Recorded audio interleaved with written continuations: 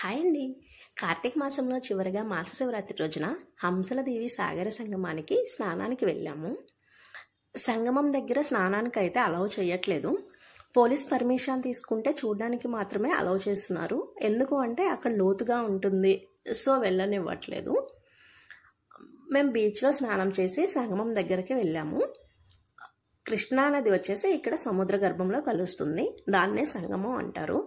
ఆ సంగమం దగ్గర పూర్వకాలంలో టెంపుల్ ఒకటి ఉండేదంట, ఇప్పుడైతే లేదు, అది సముద్ర గర్భంలో కలిసిపోయింది అని చెప్తున్నారు.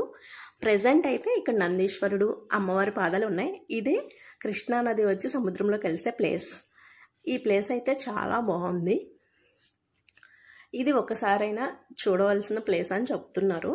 ఈ ప్లేస్ అంతా ఇక్కడ ఎడారిగా ఉంటుంది, బస్ సౌకర్యం కూడా లేదు, వెహికల్స్లో వెళ్ళాల్సి ఉంటుంది.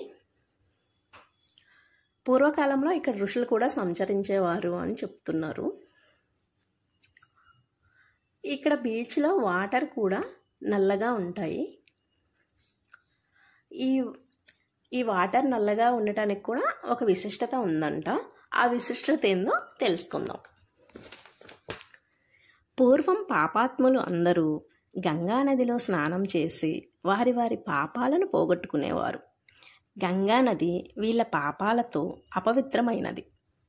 అప్పుడు గంగ మహావిష్ణువుని ప్రార్థించగా, పాపాత్ముల పాపాల మూలంగా నువ్వు నల్లగా అయ్యావు, అందుకని నువ్వు నల్లని కాకి రూపంలో వివిధ తీర్థాలలో స్నానం చేస్తూ ఉండు. ఏ తీర్థంలో స్నానం చేసినప్పుడు నువ్వు మాలిన్యం వదిలి హంసలా స్వచ్ఛంగా మారతావో అది దివ్య పుణ్యక్షేత్రం అని చెప్పాడు. గంగ కాకి రూపంలో సాగర సంగం గంగ కాకి రూపంలో వివిధ తీర్థాల్లో స్నానం చేస్తూ కృష్ణవేణి సాగర సంగమం ప్రదేశంలో కూడా స్నానం చేసింది. వెంటనే ఆవిడకి కాకి రూపం నశించి హంస రూపం వచ్చింది. అందుకని ఈ ప్రాంతాన్ని హంసలదేవి అన్నారు అని కథ. సో ఈ సముద్రంలో స్నానం చేస్తే పాపం తొలగిపోయి పుణ్యం వస్తుంది అని ప్రతీతి. హంసలదేవి అనే పేరు ఎలా వచ్చిందో తెలుసుకున్నాం కదా. ఈ సముద్ర తీరంకి కొంచెం దగ్గరలో రుక్మిణి సత్యభామ సమేత వేణుగోపాల స్వామివారి టెంపుల్ కూడా ఉంది. ఆ టెంపుల్కి చాలా విశిష్టత ఉంది. శ్రీ కాశీ విశ్వేశ్వర స్వామివారి ఆవిర్భవించి అనాదిగా భక్తుల కొంగు బంగారమ్మై ఉన్నారు. ఈ స్వామివారిని సంతాన వేణుగోపాలుడిగా భక్తులందరూ కొలుస్తారు. ఈ దేవాలయం స్వయంగా దేవతలు కట్టారని ప్రతీతి. రాత్రికి రాత్రే దేవతలు ఆ దేవాలయంని నిర్మించారు. గాలిగోపురం నిర్మించే టైంకి తెల్లవారిపోయిందని, తెల్లవారితే జనం లేస్తారు కదా, చూస్తారు అని దేవతలు వెళ్ళిపోయారు అని చెప్తున్నారు. సో ఇక్కడ ఈ టెంపుల్కి చాలా విశిష్టత ఉంది.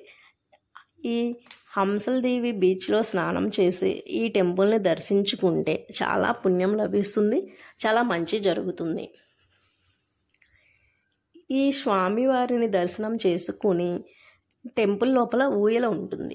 ఆ ఊయలకి ముడుపు కట్టి మొక్కుకున్నట్లయితే సంతానం లేని వారికి ఖచ్చితంగా సంతానం కలుగుతుంది అని చెప్తున్నారు. అందుకే సంతాన వేణుగోపాల స్వామి అని పిలుస్తున్నారు. ఇదే గాలిగోపురం ఎంట్రన్స్. లోపలికి వెళ్ళగానే ధ్వజస్తంభం దగ్గర ఆంజనేయ స్వామివారు ఉంటారు. లోపల వచ్చేసి రుక్మిణి సత్యభామ సమేత వేణుగోపాల స్వామివారు, రాజలక్ష్మి అమ్మవారు, జనార్దన స్వామివారు దర్శనమిస్తారు. గుడి చుట్టూ ప్రదక్షిణ చేసి లోపలికి వెళ్ళాము. గుడి చుట్టూ ఉసిరి చెట్టు, మామిడి చెట్టు, చాలా చెట్లు ఉన్నాయి. అక్కడ వనభోజనాలు చేశారు. దర్శనం అయిపోయిన తర్వాత ఇక్కడ పక్కన దగ్గరలో మోపిదేవి, మోర్తోట శివాలయం కూడా ఉన్నాయి. అవి కూడా చూసాము. అవి నెక్స్ట్ వీడియోలో చూపిస్తాను.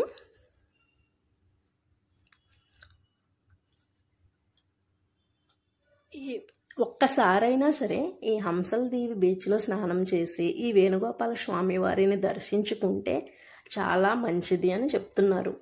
పాపాలు తొలగిపోయి పుణ్యం వస్తుంది అని చెప్తున్నారు. ఒకసారైనా దర్శించుకోండి.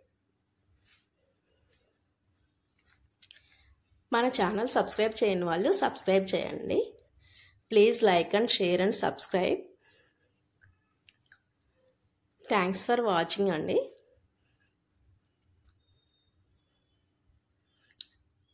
బాయ్ అండి.